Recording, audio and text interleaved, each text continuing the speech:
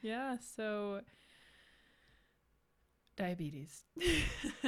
I had finished my first semester of college, and there were some weird things I had been noticing, like going to the bathroom multiple times at night.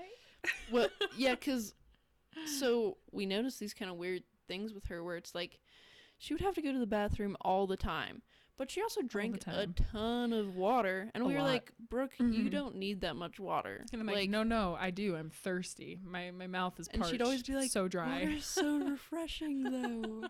Which and it is. And I was kind of just like, Brooke, like, that's way more water than any human needs, and it makes you have to pee all the time. And I remember one time, she was like, yeah, normally I get up to go to the bathroom like 5 times a night. And I'm like, really? Like, we slept in the same room, but I had never noticed. But then Brooke would also just like, she'd get like a loaf of bread, and she would have just eaten dinner, and she would just like be studying, just eat an entire like loaf of bread. And we're like, how does she do that? Like, she just eats so much, which maybe that's what her body needs, but it doesn't, like, it seems like an unusual amount of food. And then we found out why. Yeah. Dun, dun, dun. It was really interesting because I had noticed my body was doing weird stuff. And it didn't take... Like, I knew something was wrong. I could feel that. But I didn't go get it checked out. I should have earlier. Eventually, though, I did have a doctor's appointment. I was doing a physical.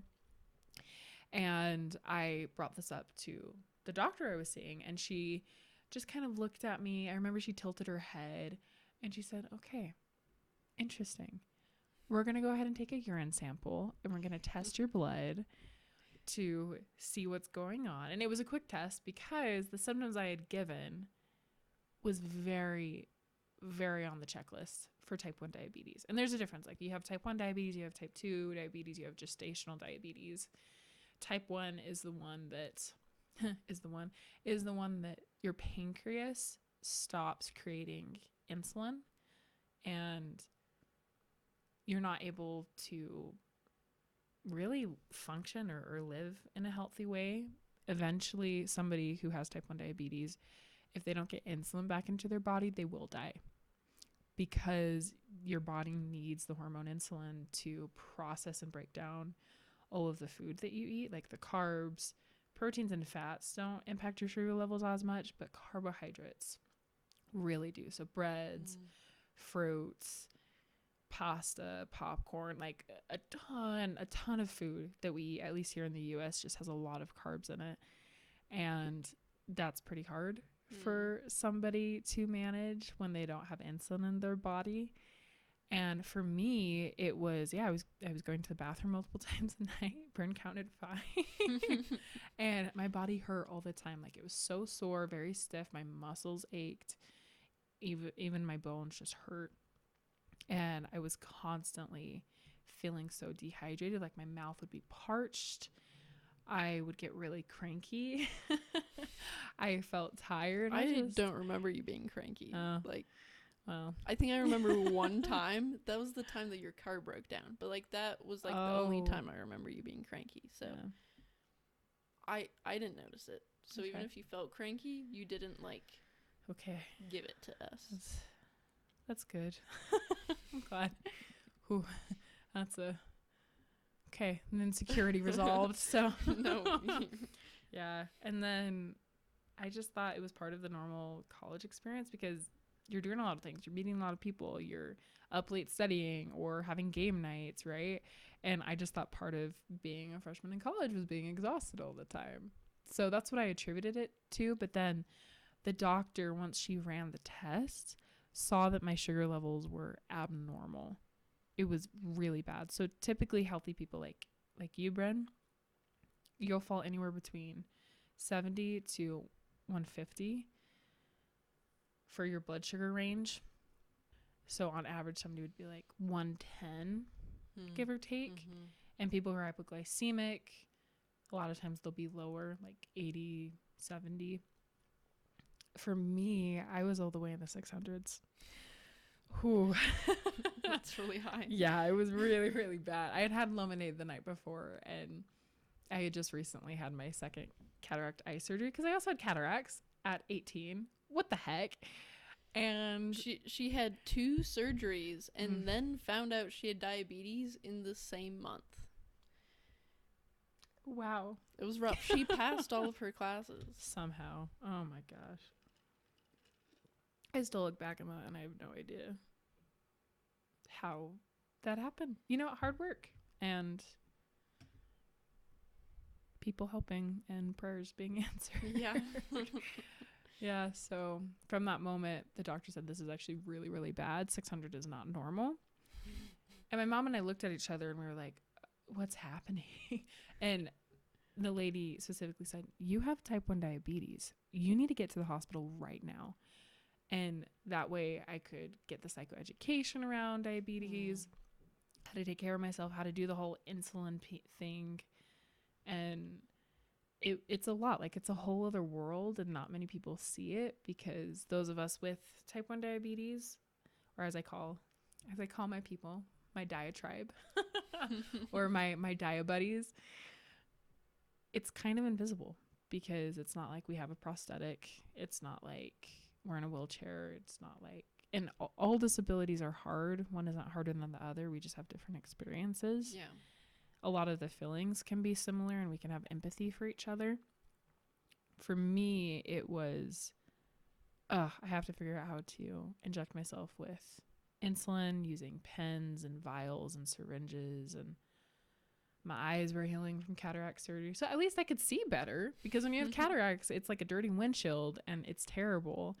And my sight was doing really well. So that was a huge blessing that I was grateful for. And even still, I had to learn this really steep learning curve. And I was expected to go back to living my normal life. And I just felt so overwhelmed, angry. I was grieving. I was sad. And when I had finished my hospital stay, I remember how amazing it was to see so many people I cared about reach out. And Bryn was one of those people.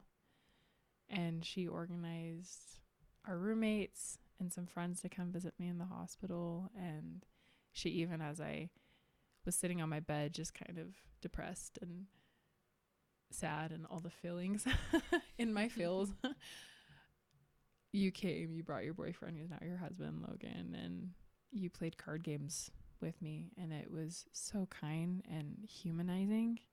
And I just felt like I had a really true friend who was there willing to stand by my side and just make me feel loved. And probably gonna tear up a little bit. That's okay. I remember going back to my dorm, and a bunch of people that we knew had put hearts on my door with messages and inspiration, just of, hey, you can do hard things and we're all rooting for you, and this sucks. And we believe in you. And I just remember breaking down and crying. And later that night, I think I also had a bit of a cry. And you were there in the room with me, and you just came over and put your arms around me and held me. And that was the sweetest thing. And it meant so much. So it was just a huge tender mercy to have you as my roommate and as my friend. And I just, since that year, always considered you a sister and one of my besties. So, and it was amazing to see how many people rallied around you when that happened. Just so many people came and wanted to show support and love to you. It really taught me about the power of kindness.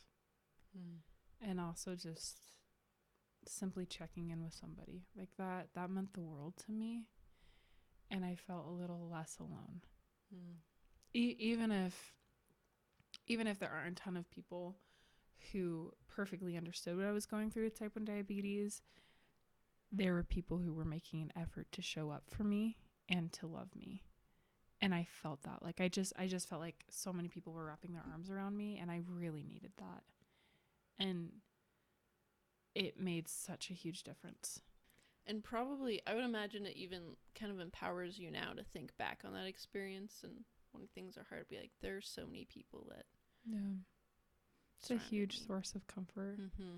And even if I don't see it all the time, or like even if you don't see people lining up for you or coming to your hospital room to check on you or sending you texts or calling all the time, like I do firmly believe that there is somebody out there who is cheering you on, who does care about you and who does see you. And that could be a friend, it could be a partner, it could be, if you're religious, your beliefs in a God. Like there are a lot of beautiful reasons out there to keep moving forward. And also you are a person of worth and you do matter. And I think back to just the power of community and relationships and just the simple beauty of a check-in. Yeah, hiked Mount Timanogus in Utah Oh, a while yeah. ago. That was really cool. When did you do that? That was back in 2019 actually. So after freshman year, and that was like my big, I can still live my life to the fullest, Oh, even yeah. with type 1 diabetes. Mhm. Like I will live my life to the fullest in spite of type 1 diabetes, Yeah. or despite. Maybe that's better. Despite type 1 diabetes. Yes. Every year I have a diet anniversary in February just to let myself mourn that and also celebrate life, because I think there's so much to be grateful for, and yeah, try to find meaning in it. Yeah.